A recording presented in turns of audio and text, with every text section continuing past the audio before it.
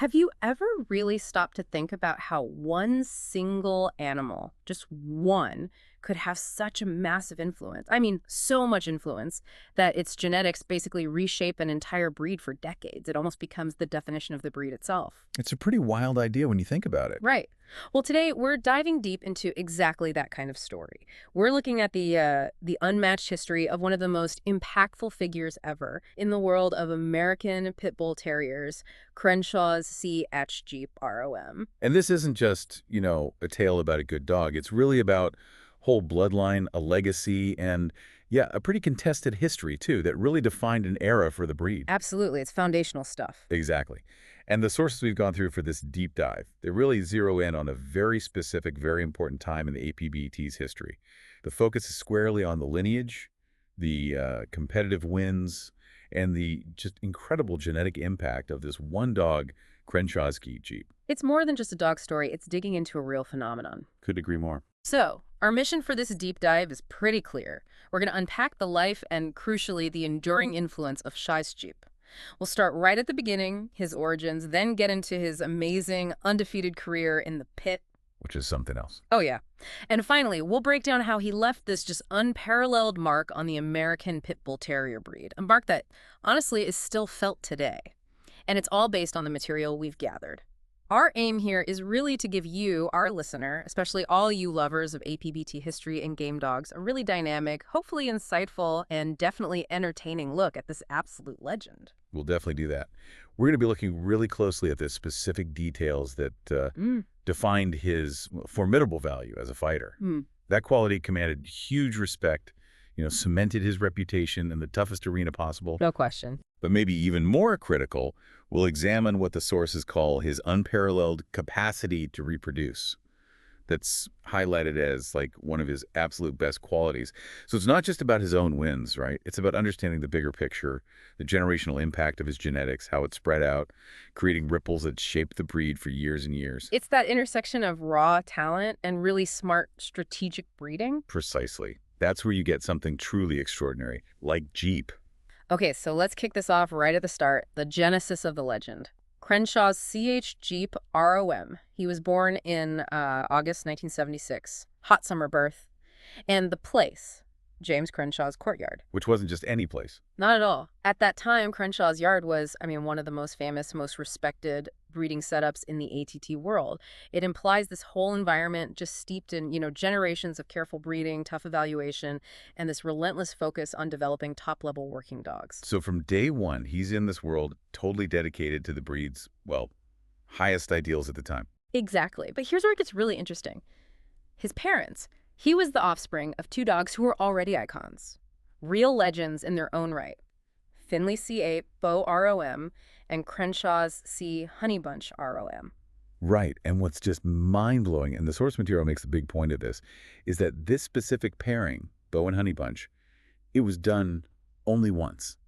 Just one time. Only once? That seems strange for such successful parents. It is strange. It was orchestrated by the big names themselves, James Crenshaw and Maurice Carver. But the reasons why it was a one-off, the sources say they're actually not known. Yeah. Which, for anyone who understands breeding, that creates a real mystery. Because normally if a pairing works that well, you repeat it. Yeah. Especially if it produces 4 champions, which this one did. You'd absolutely do it again to capitalize on that success. The fact they didn't, it kind of defies standard breeding logic. It suggests maybe it was almost like an alchemical moment, something unique they couldn't replicate or didn't want to. Or maybe it was strategic. Make the line incredibly exclusive, hyper-valuable because it was so rare. That's definitely a possibility, too. It hints at some serious foresight, maybe a very specific one-time goal that went beyond just making good dogs. It gives Jeep this almost mythical origin story, doesn't it? It really does. And what an outcome from that single, never-repeated pairing is just, wow. 4 champions in one litter. That's not just lucky. It's a huge statement about the genetics involved and, like you said, maybe a really deliberate visionary choice by Crenshaw and Carver. Astronomical odds. Really. So let's talk about these siblings because they weren't just footnotes. They were major players, too. Obviously, Crenshaw's CH Jeep R.O.M. became the most famous. That's why we're here today. But his litter mates, legends, each made a big contribution. Absolutely. First up, you had Crenshaw's Crip Missy. She was known fundamentally as the producer of the Crenshaw yard. Now, producer in this world, It doesn't just mean she had cute puppies. Right, it's a technical term almost. Exactly. It means she was a foundation bitch. Yeah. The absolute cornerstone for producing future generations of consistently high-quality game dogs for Crenshaw's specific line. She was vital to locking in those traits, basically laying the genetic groundwork for champions to come. Her impact was in the quality and quantity of her descendants, a genetic powerhouse. Okay, so she was the foundation. Then there was Crenshaw's collie. Yes, Crenshaw. And she earned this fearsome reputation specifically for her terrible bite and ability in the matches. Wow, terrible bite. That's quite the It description. gives you a really vivid picture of what was valued back then for performance dogs, doesn't it? It wasn't just about being strong. It was about the effectiveness of the bite, its precision, its devastating impact, and her sheer ability to dominate in a match. It paints a picture of a dog that was both physically imposing and tactically brilliant in the pit. A real weapon. And the third sibling. Crenshaw's Charlie. And this is where it gets interesting, that subjective element of greatness. Some breeders, serious people, apparently claimed he was said to have been even better than Jeep. Really? Better than Jeep? That's the claim from some quarters.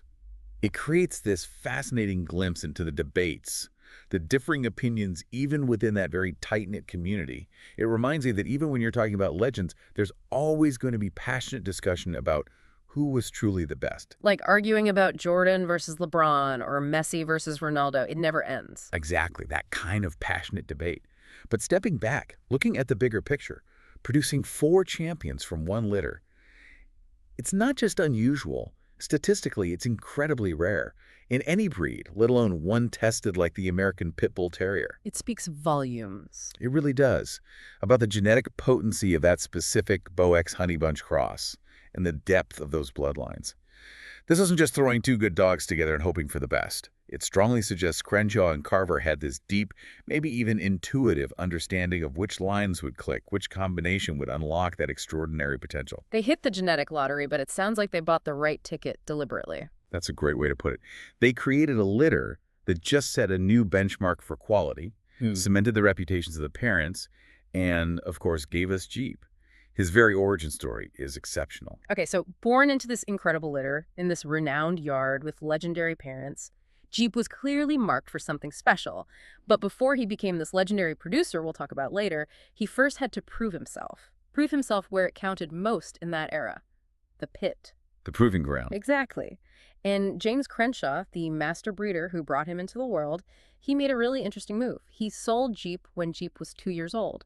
Not just to anyone, but to his assistant, James Garrett. Which is a fascinating detail in itself. It is. Why would Crenshaw, a top breeder, sell such a promising dog, especially one from that unique powerhouse litter, and to his own assistant?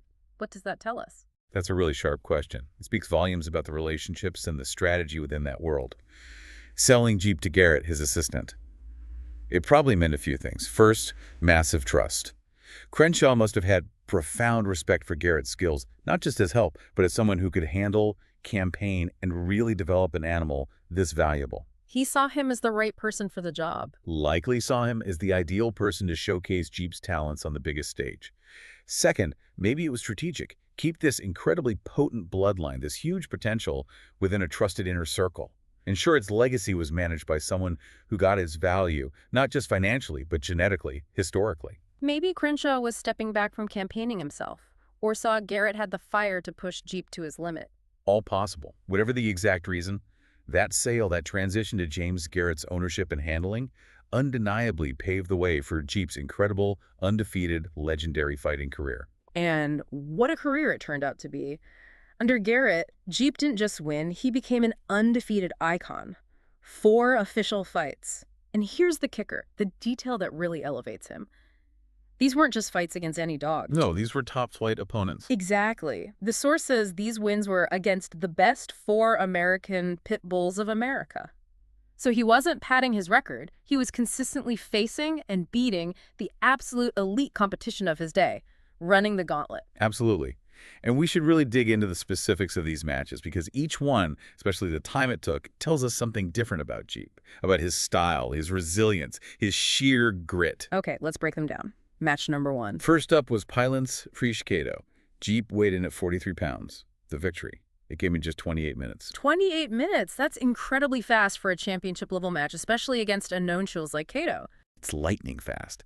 A win like that, so quick, suggests an absolutely explosive start. Overwhelming power, maybe a dominant early strategy that Cato just couldn't handle. It indicates a dog that wasn't just strong, but mentally locked in to finish decisively. It was a statement win. Put everyone else on notice. Must have been stunning to watch, just pure dominance. Okay, match 2. Match 2 was against Cooper's Weenie, also at 43 pounds. This time, though, the win took 58 minutes. Okay, nearly an hour. Significantly longer than the first one. Right, almost double the time. That change hints at a couple of possibilities. Either Weenie was a much tougher, more resilient opponent who could weather Jeep's initial storm. Or Jeep had to adapt his strategy. Exactly. Maybe Jeep showed he could maintain high output over a longer period. It proved he wasn't just a fast starter. He could grind out a win against a durable adversary. It showed versatility, stamina. So he could win quick, and he could win longer fights. What about match 3? This is where the times really start to climb, right? Showing that deep down grit. Precisely. Match 3 was against Stinson and Stepp's Black Dog. Weight was 42 pounds for this one. Jeep won, but it took 2 hours and 5 minutes. Over 2 hours. That's a serious test of endurance. That's a massive leap in duration. To fight and win after going for over 2 hours? Well, you need way more than just strength or a good bite. Yeah. What qualities become absolutely critical then? Yeah. You're talking about immense stamina, right? The ability to keep performing, keep pushing, keep absorbing punishment for that long. An incredible grit. That refusal to quit no matter how tired or hurt. Unshakable determination, exactly. And profound mental toughness. Just staying focused, staying committed, resisting that urge to give up. This match revealed a whole different layer to Jeep's greatness. It proved his deep physical reserves and that absolutely unwavering will to win no matter how long it took.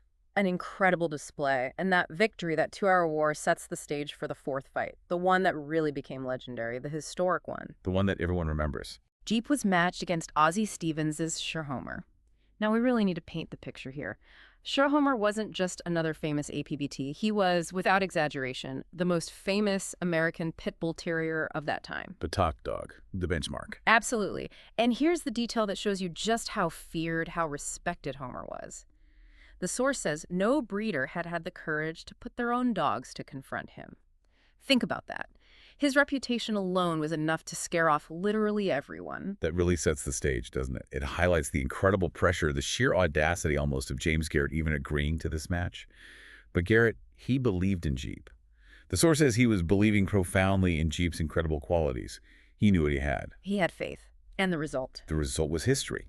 Jeep, weighing 43 pounds, won against the legendary CH Homer. Yeah. And the time. An unbelievable 3 hours and 45 minutes. 3 hours and 45 minutes is almost impossible to comprehend. Nearly 4 hours of peak physical exertion and mental battle. The conditioning, the sheer will of both dogs. It's just staggering. It's beyond just athleticism. It really is exceptional. Mythical territory, almost. The source nails it. The match between these two titans made history. And that word titan, it makes you think, what defines a titan in this world? It's not just wins, is it? No, it's more than that. It's the reputation, the dominance, the respect, maybe even fear they inspire. Their name alone means something huge. Exactly. A titan is a dog whose presence changes the landscape. And a match lasting nearly 4 hours. What does that tell us about Jeep and Homer? It speaks to just unparalleled endurance, unbelievable physiological resilience, a will to win that's almost primal, a refusal to quit that most athletes, human or animal, could never match. They pushed each other to the absolute limit. Beyond the limit, probably. They embodied that relentless spirit, pushing the very boundaries of what the breed was capable of. But what's also really fascinating, and it says a lot about the integrity within that community, is how Homer is remembered. Even though Jeep won that epic battle, the source points out that great breeders still talk about Homer with immense respect. They call him a deigned representative, and crucially, the only one that could have put Crenshaw's C-cheap R.O.M. to the test. That's such a powerful statement, isn't it, coming from the top breeders? It shows huge respect for both dogs. It acknowledges the incredible level of competition, the peak performance they both reached. For Homer to be held in such high regard, even in defeat, means his quality was undeniable, and he pushed Jeep to places no other dog could. Absolutely.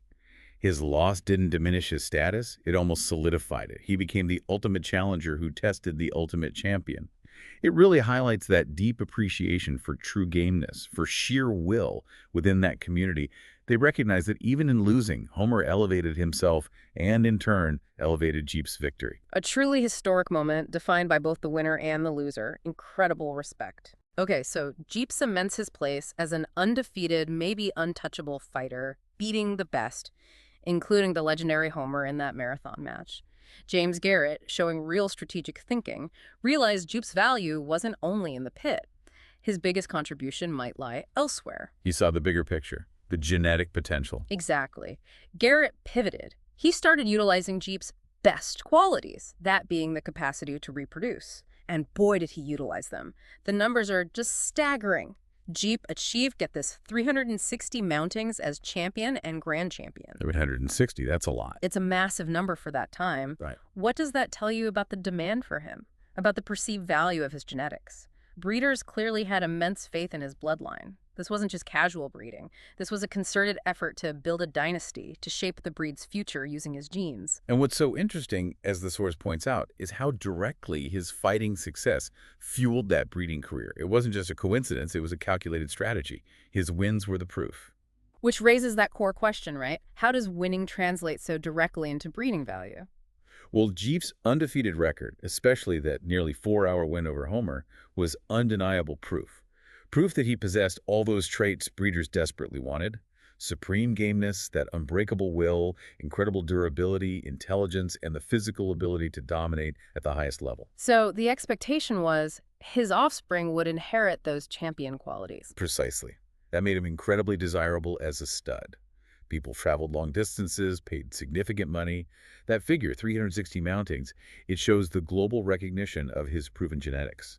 Breeders everywhere wanted a piece of that magic, wanted to infuse their lines with his qualities. It was a massive vote of confidence in his genetic superiority based directly on his performance. And the official recognition followed, didn't it? He earned the top awards. He did. The most important awards in America for a stud: POR, which is Producer of Record, and R.O.M, Register of Merit. And for listeners who might not know, these aren't just participation awards. Not at all.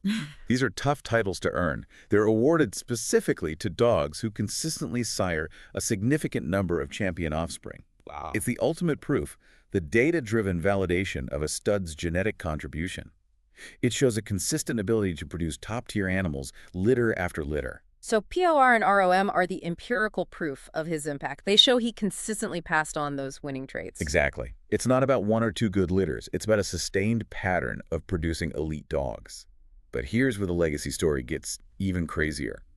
His own incredible record for mountings, 360, was eventually broken. Broken? By who? By the most famous of his offspring, Garrett's White's Tab R.O.M. and Tao's number, an absolutely mind-boggling 640 times. 640. Wow, that's nearly double Jeep's record, which is already huge. That doesn't just show the line continuing, it shows it accelerating, expanding its influence. It really demonstrates the power of that genetic legacy, doesn't it? The offspring didn't just carry the traits. In Tab's case, he statistically surpassed his father in that specific metric, sheer breeding volume. It solidified the bloodline's impact, proving Jeep wasn't just a one-hit wonder, a single peak.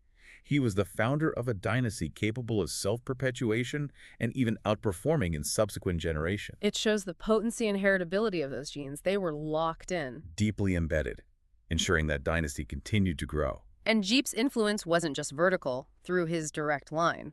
His blood proved incredibly versatile when crossed with other major lines, right? Yes, remarkably compatible. The sources highlight really successful crosses: Jeep Red Boy, Jeep Rascal, Jeep Red Boy Rascal, Jeep Bolio. These are all significant established lines. And the result? Consistently, these crosses showed a great compatibility and gave birth to great examples. High-quality dogs time after time. So his genes clicked well with others, didn't just dominate or get diluted. Exactly. Connecting that to the bigger picture, the success across these different crosses shows incredible genetic versatility. His blood didn't just work well within its own family. It had a positive, enhancing effect on a wide range of other established, sometimes quite different bloodlines. That's a key sign of a truly influential stud, isn't it? Not just making good dogs like himself, but improving other lines too. Absolutely. It suggests his genetic makeup had this great balance, allowing for beneficial combinations that brought out the best of both sides. This adaptability, this consistent improvement across diverse lines, really speaks volumes about the robustness and quality of his genetic contribution. And the list of his famous offspring, it's just immense. Dogs who became legends themselves, many earning that R.O.M. title, spreading his influence even further. We mentioned Tab R.O.M., who broke the record. But the list just keeps going. It's a real who's who. White's Tabby Girl R.O.M., White's Irene, Garrett's Floyd R.O.M., Garrett's C.H. Tramp R.O.M., Garrett's Shorty, Garrett's Rocky R.O.M., Garrett's Jeep Jr. R.O.M., Garrett's Harley R.O.M., Garrett's Bridget R.O.M. And more under other kennels, too. Crenshaw's Dolly R.O.M., Crenshaw's Honey Bear R.O.M., Indian Missy R.O.M., Indian Rocky R.O.M., Long's Weirdo R.O.M., Mason's Smile R.O.M. It's incredible. The sheer length of that list just hammers home the profound, widespread impact Jeep had. Every R.O.M. title there represents another major branch of his influence, carrying his legacy through generations, building the breed's foundation. It's not just about one dog's career. It's about shaping a huge part of the breed's modern genetic makeup. He literally reshaped the breed's fabric, a ripple effect that's still going. Still going today, absolutely. Oh, yeah. A true genetic dynasty. So when you put it all together, the unique origins, the undefeated fighting career against the absolute best, the unparalleled success as a producer, it's really no wonder that Crenshaw's CH Jeep R.O.M. is considered, well, the pinnacle. The sources flat out state he was considered by many breeders as the supreme American Pit Bull Terrier of the last 30 years. Which is a massive statement. Supreme. For 30 years. That's basically declaring him the king, the benchmark for multiple generations of dogs. So what combination of traits do you think leads breeders to give a dog that kind of title? It has to be more than just winning, right? Oh, definitely. That supreme title, it raises the question, what specific, maybe perfect mix of qualities did he have? His fighting ability was undeniable. His genetic power, proven by the R.O.M. and POR titles and that list of offspring, was extraordinary, and the consistency of that quality in his descendants. He wasn't just good. He reliably produced good. Exactly. It suggests Jeep wasn't just excellent in one area. He was the complete package for that era. He embodied the ideal. He excelled in performance himself, and he had this almost uncanny ability to pass those traits on reliably.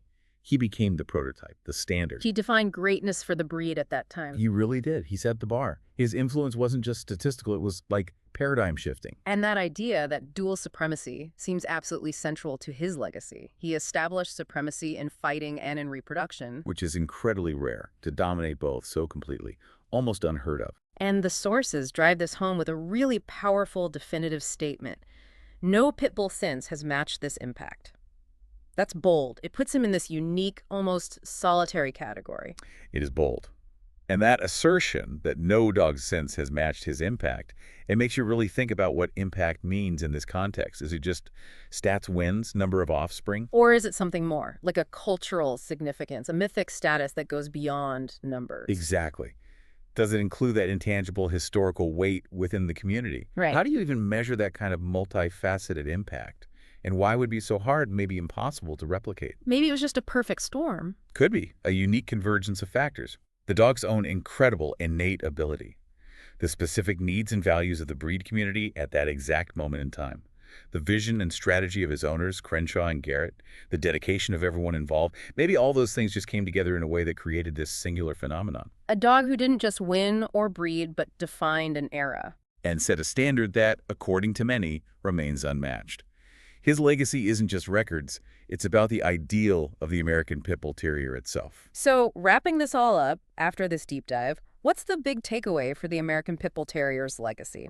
We've gone through the whole story of Crenshaw's CH Jeep R.O.M. From that unique birth, the one-off breeding. The almost mythical start. Right. To his dominant, undefeated fighting career, capped by that incredible, nearly 4-hour epic against CH Homer. A true clash of titans, absolutely history-making. Definitely. And then, his unprecedented impact as a stud, searing champion after champion, literally shaping bloodlines for decades, an influence you can still trace in pedigrees right now. And the story of Jeep, it's more than just, a list of impressive accomplishments. It really stands as a testament to the focused efforts of dedicated breeders over generations. It shows the power, almost the art, of selective breeding.